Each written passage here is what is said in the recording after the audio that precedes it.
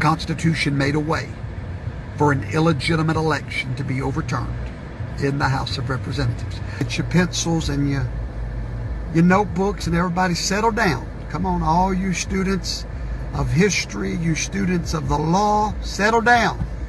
I'm ready to teach you a few things. What happens if President Donald Trump does not concede the election? It's happened 2 times in history. It happened in 1800. It's happened in 1824.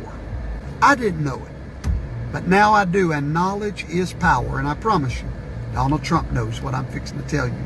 So do all of his lawyers. Okay, so here's what happens, real simple. The most powerful thing that keeps the peace in the United States of America is not required by law. It's just a custom. And it's called a concession speech. We've been doing it for a long time, but there's no law that requires a concession speech. However, it does aid in the peaceful transfer of power. At the moment of the concession speech is when those people that support this guy are pretty much given the green light to simmer down, go back home. It's all over. It's a surrender. It's a white flag of surrender. But it is not required in the Constitution. It's simply a custom. It's a wonderful custom. Once a president concedes, the battle is over. There's no more legal fighting. There's nothing. Everything after that just sort of happens with a rubber stamp. Then the electors get together. They cast their votes in Washington, D.C. The president is officially elected, and the votes are certified. And that certification gives that man the presidency. But more importantly, his concession speech from the opponent is what gives him legitimacy and a transfer without drama. But 2 times in our history, presidents did not concede the election. Why? Well, not because they were trying to be rambunctious, but just like Al Gore, they knew that something was off, and they were not ready to give up a fight with a margin less than 1% in all the battleground states. The president has legal options to go to court to prove irregularity. So let's just say that none of that works, and the president still will not concede the election. The Constitution, Amendment 12 of the United States Constitution gives you the answer of what will happen.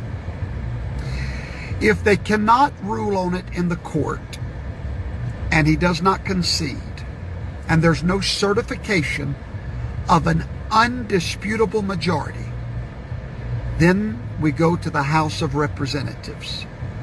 When we get to the House of Representatives, there are 475 members of that House.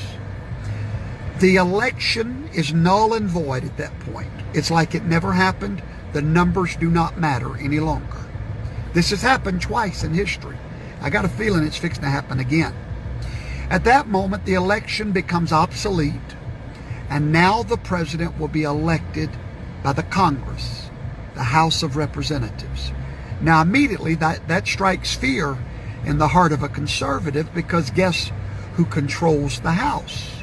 The Democrats. But not so fast. The Constitution goes on to say in that article that each state in the Congress gets 1 vote, not each representative. Each state gets 1 vote for the president.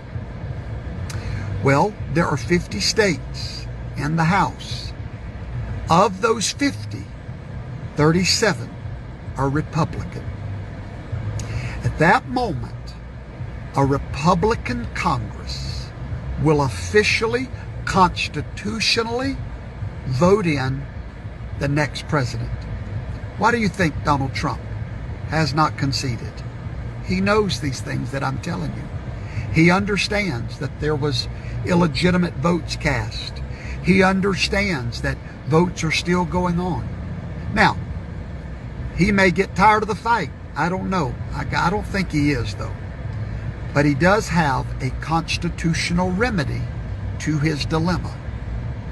This is going to be interesting to watch. But remember, Hillary Clinton told Joe Biden, do not concede no matter what. Now, why did she tell him that?